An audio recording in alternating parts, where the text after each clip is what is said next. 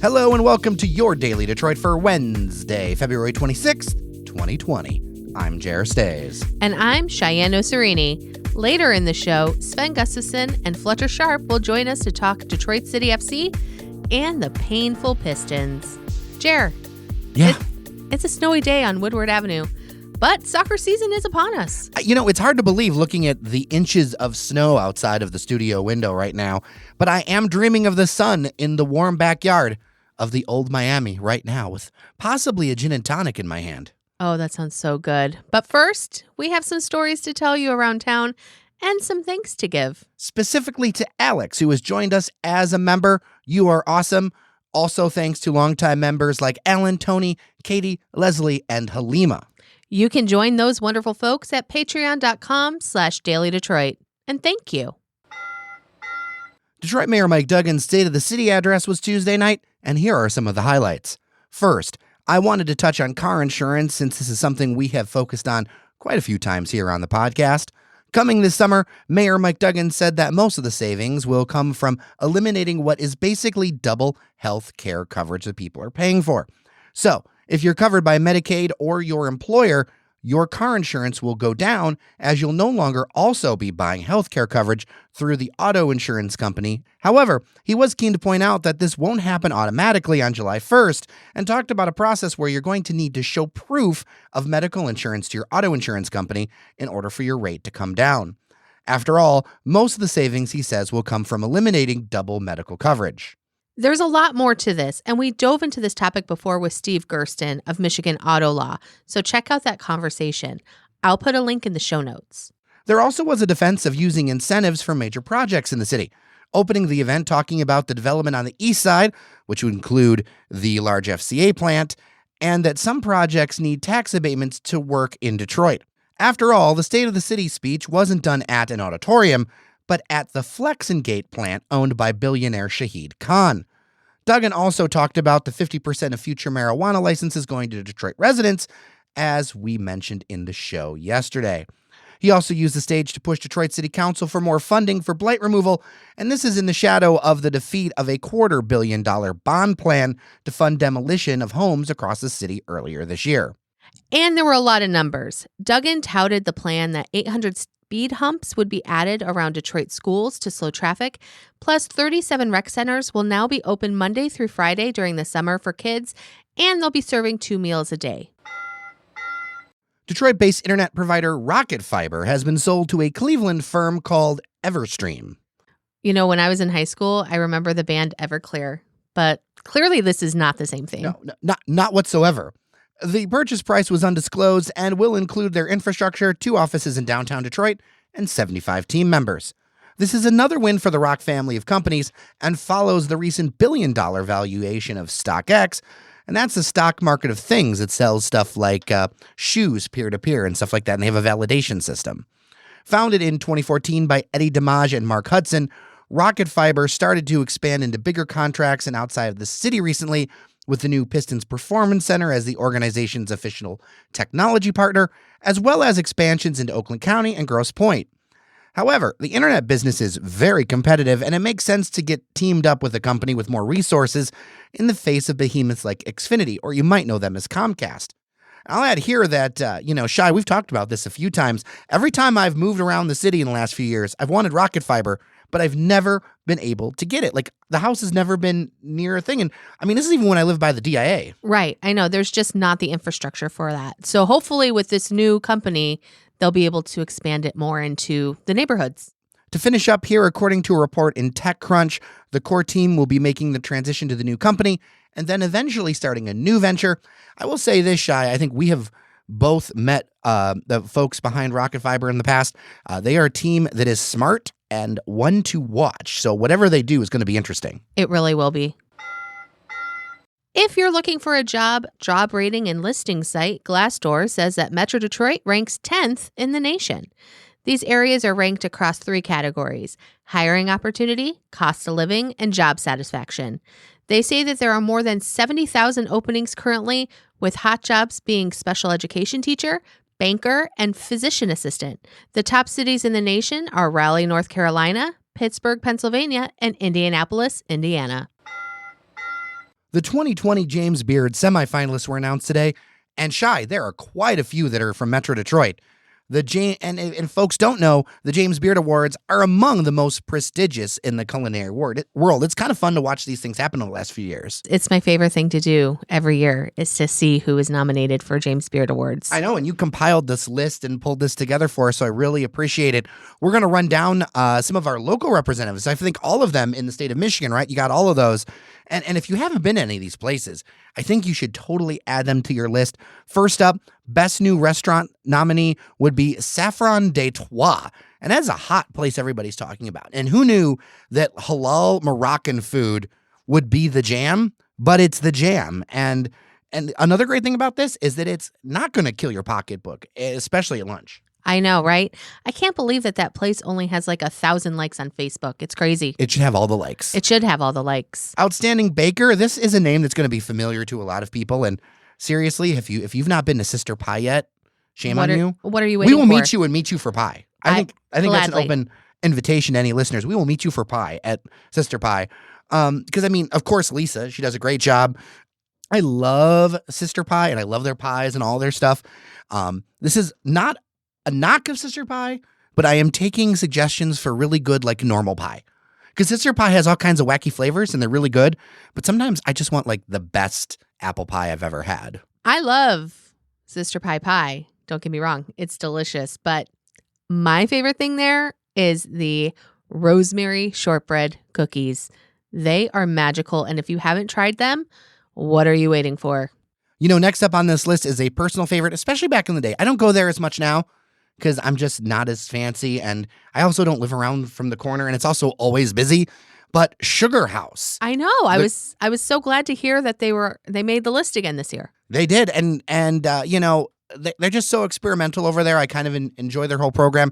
Admittedly, it has been a while since I've been because it's really become a place, you know, a date night spot or a more of like a touristy kind of space. But I'm glad that they're doing well and still getting nods. They do great work over there. Right. And that was for an outstanding bar program, by the way.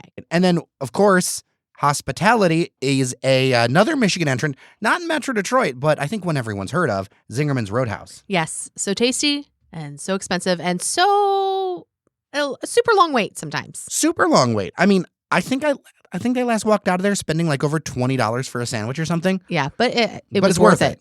Outstanding restaurateur, Samir Eid and Semi Eid for Phoenicia, Forrest, and Layla. This family is like one of the first families of food in Metro Detroit. I know that both Man About Town, Devin O'Reilly, and Sven are fans of these places. Devin has very high praises for Layla. I have not been yet. I'm looking forward to going. And Sven, of course, reminds us that Phoenicia is a true standby in Metro Detroit, although in the suburbs. I really want to go.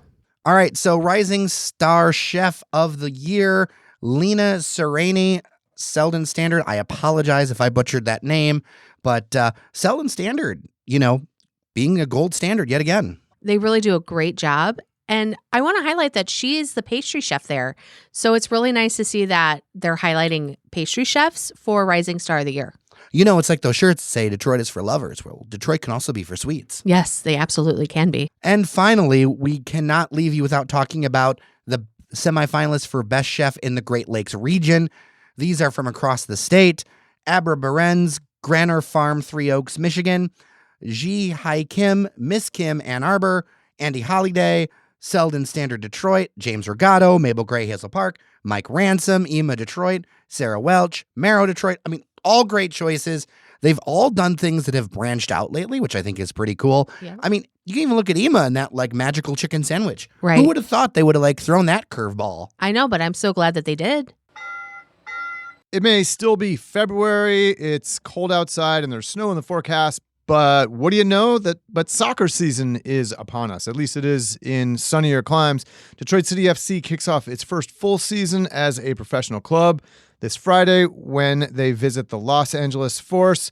And so it's time to check in with our sports correspondent, Fletcher Sharp. Fletcher, how you doing today, man? It's cold. I wish I was in California like Detroit will be this Friday because I don't really deal with the cold very well. Yeah, I don't suppose you get to go travel with the club to the game. That would be wishful thinking. All right, so man, it's early though, yeah, late February, and we're already talking about soccer. Spring can't be far away, I guess. Before we talk about the season itself and the first game and everything, let's talk about kind of changes to the club over the winter. I mean, obviously they haven't been in action last several months, but I know they've been making a few personnel moves. Any significant departures from the team, and who have they brought in? I know they've brought in a trio of players from the New York Cosmos, right? Yeah, well, they brought in a player themselves to keep and then two on loan. But first gone, longtime captain. He gave up the armband last year so much, so to speak, as he wasn't playing as much. David Edwardson is gone. He will most likely stay in the NPSL, though, to play for another team in Sterling Heights. But his tenure with Detroit is done for the professional ranks. Also gone, longtime player, former Michigan Buck, Sebastian Harris, who had a history of playing professionally in England. But yeah, as great as those players are, they just cannot keep up with the speed that Detroit will be playing with going forward. Also gone, fan favorite, big old center back in the back, Jalen Chrysler. Right. Will be plying his trades for forward Madison, which is kind of a big loss.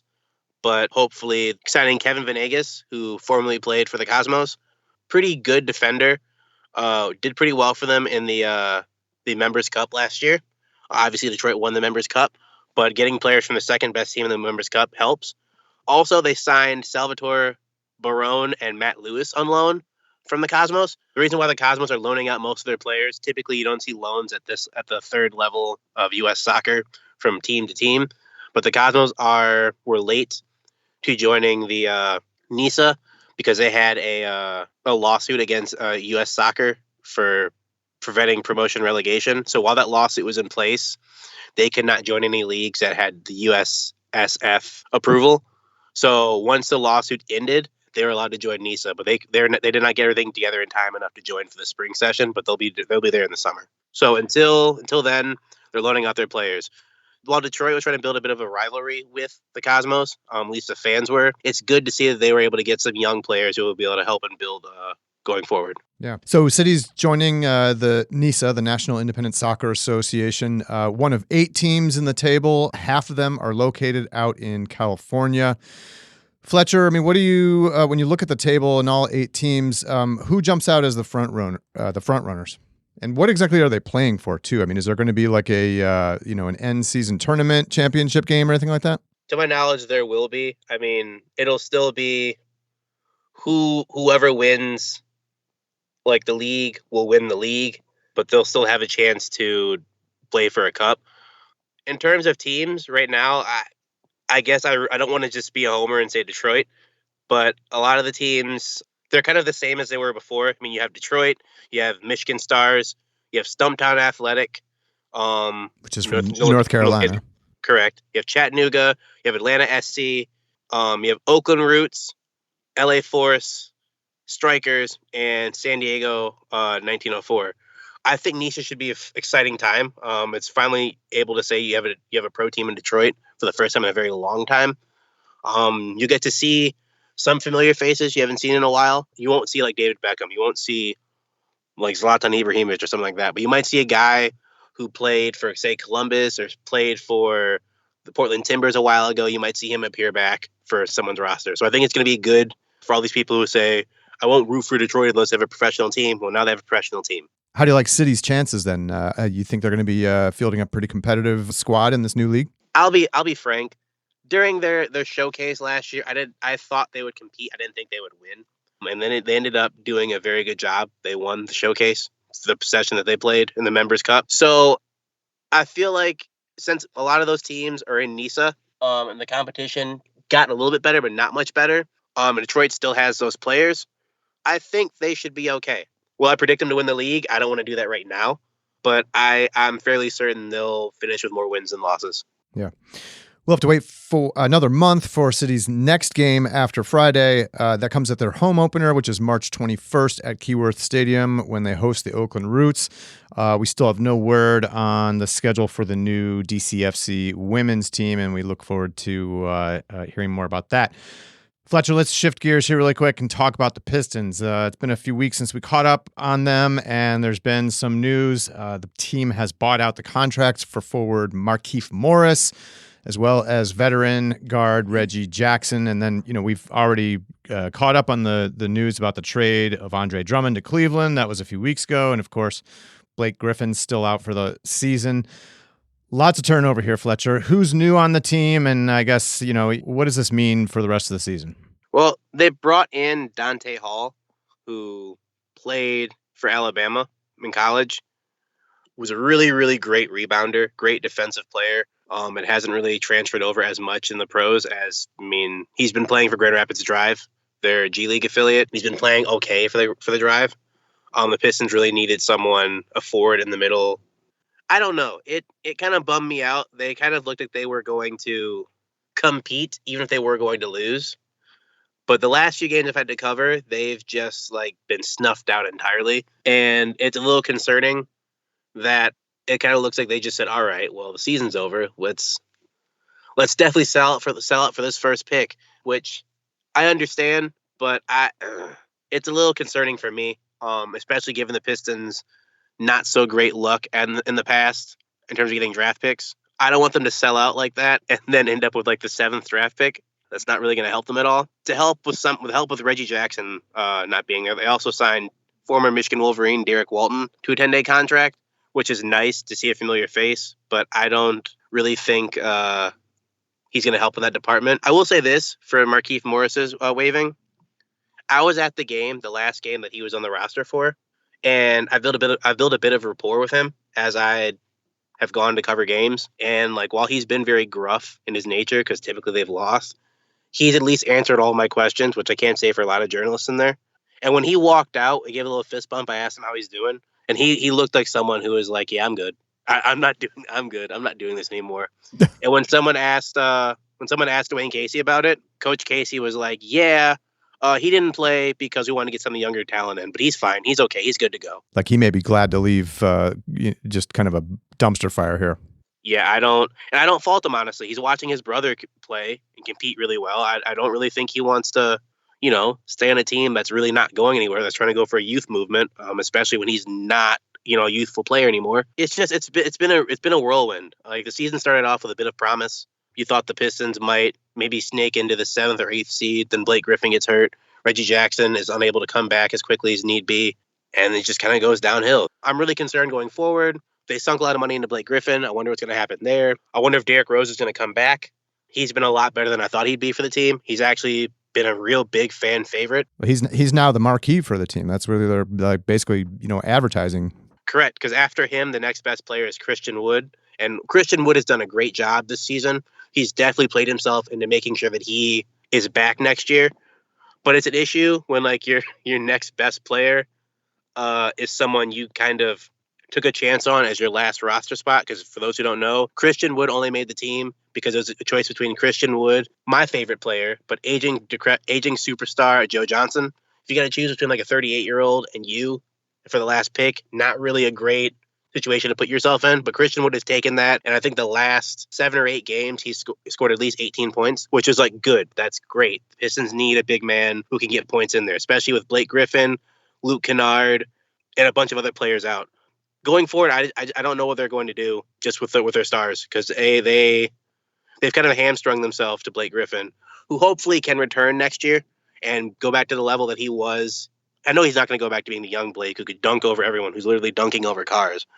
But getting Blake Griffin back to at least be an 18-7-5 guy would be great. Derrick Rose comes back and helps. That's also great.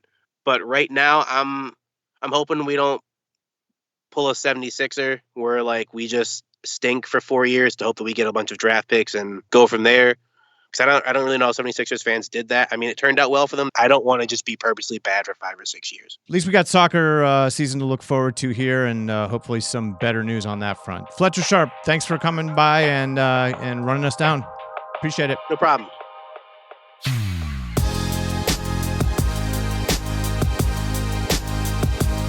And we're done for today. Thanks, Sven and Fletcher. Thanks to Randy Walker behind the scenes. Later this week, we'll have an ice cream tasting, which I'm totally here for. And Jer, you're checking out a new co-working space in Coffee Shop. I'm excited about it. It looks really pretty, and I'm excited to talk to the folks. Also, Shai, thank you for being behind the scenes, but you're very much out front today. I know, I've been out front all week.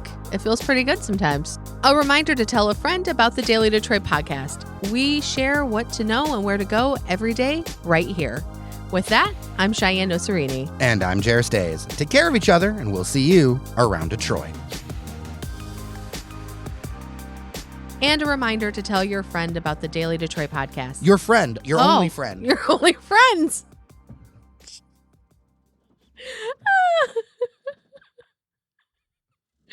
A reminder to tell. When you listen to Daily Detroit, you can only have one friend, not two. I not only three. have one friend.